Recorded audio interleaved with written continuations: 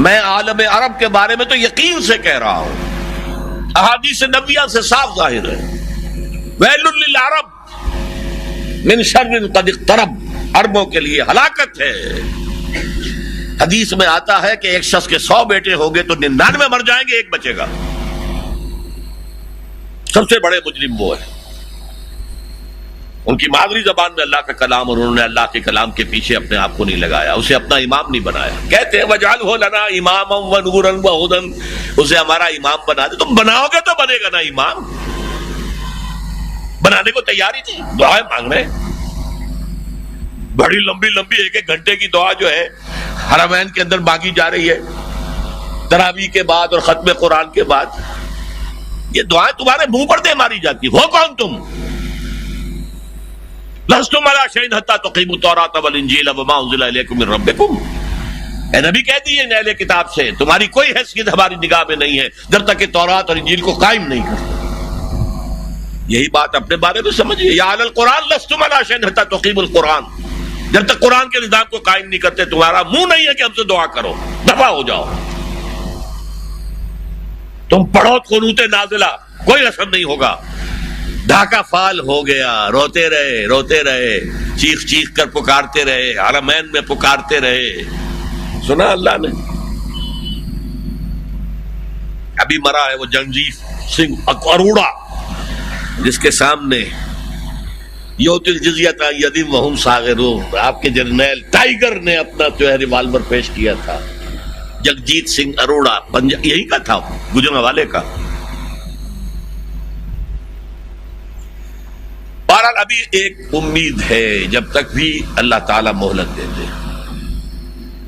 لیکن اس کا راستہ کیا ہے؟ پہلے تو میں امید افزا باتیں آپ کو بتا دوں۔ احادیث صحیحہ میں اس کی خبر دی گئی ہے کہ قیامت سے قبل پوری دنیا میں اسلام کا نظام قائم ہوگا، اور یہ اتنی پختہ حدیثیں ہیں کہ جو شخص ان کو پڑھ کر بھی شک کرے اس بات میں سمجھتا ہوں اس کا ایمان حضور پر نہیں ہے صلی اللہ علیہ وسلم۔ میں پڑھ نہیں سکتا، وقت نہیں ہے اتنا، لیکن ہم نے نوید خلافت کے نام سے 4 ورقہ بہت لاکھوں کی تعداد میں شائع کیا ہے۔ غلطی ہوئی ہے، آج بھی مجھے لے آنا چاہیے تھا 200-400 آپ کو تقسیم کرنے کے لیے۔ دوسرے اشارے ہیں، یہ پہلی بات تو ایسی ہے 100% کہ جس میں شک نہیں مجھے، جتنا مجھے یقین ہے کہ مجھے موت آئے گی، اور جتنا مجھے یقین ہے کل صبح سورج طلوع ہوگا، اتنا ہی یقین ہے کہ پوری دنیا پر اللہ کے دین کا غلبہ ہوگا۔ اس وقت یہودی اور عیسائی اسلام کو مٹانے پر تل گئے۔ عیسائی یہودیوں کے اعلی کار ہیں، اصل جو یوز کر رہے ہیں انہیں وہ یہودی زائنسٹ، اور یہودیوں کا اصل اعلی کار ویسٹ، وائٹ اینگلو سیکسن پروٹیسٹنٹس، برطانیہ کے لوگ اور USA کے پروٹیسٹنٹس، جنہیں کہا جاتا ہے کرسچین زائنسٹ۔ یہ زائنسٹ ہیں، یہودی ہیں اگرچہ عیسائی ہیں، یہ تلے ہوئے ہیں اسلام کو ختم کرنے میں۔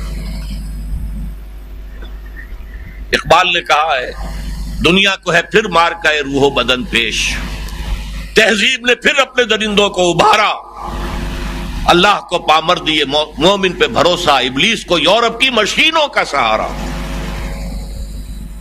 وہ مقابلہ آنے والا ہے، اور اس میں آخری غلبہ اسلام کو ہوگا۔ اس کے لیے پہلے کسی عرب سے مشرقی علاقے کے اندر نظام خلافت قائم ہوگا۔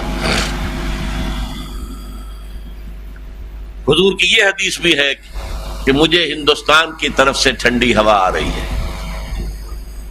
اقبال نے کہا میرے عرب کو آئی ٹھنڈی ہوا جہاں سے، میرا وطن وہی ہے، میرا وطن وہی ہے۔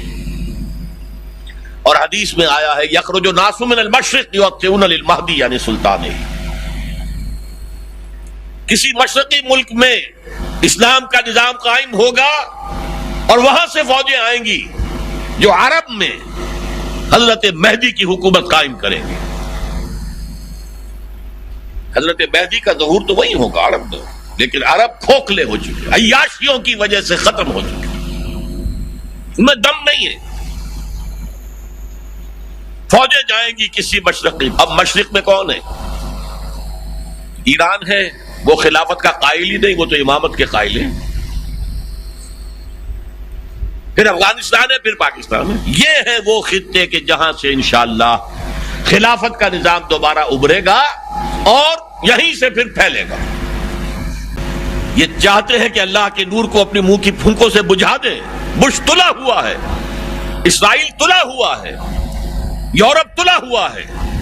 اسلام کو ہم ختم کریں گے، اسلام کو مذہب کی حیثیت سے ختم نہیں کرنا چاہتے۔ رہو، نماز پڑھو، روزہ رکھو، ہمیں کوئی اعتراض نہیں، لیکن اسلام کا سیاسی نظام، اسلام کا معاشی نظام، اسلام کا سماجی نظام، nothing doing, there can be no compromise، ہمیں ختم کر کے رہے۔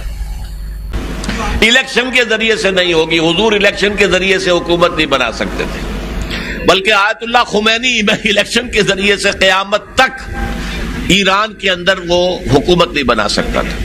وہ انقلاب ہوتا ہے، جانے دینی پڑتی ہے، اس کے بغیر نہیں۔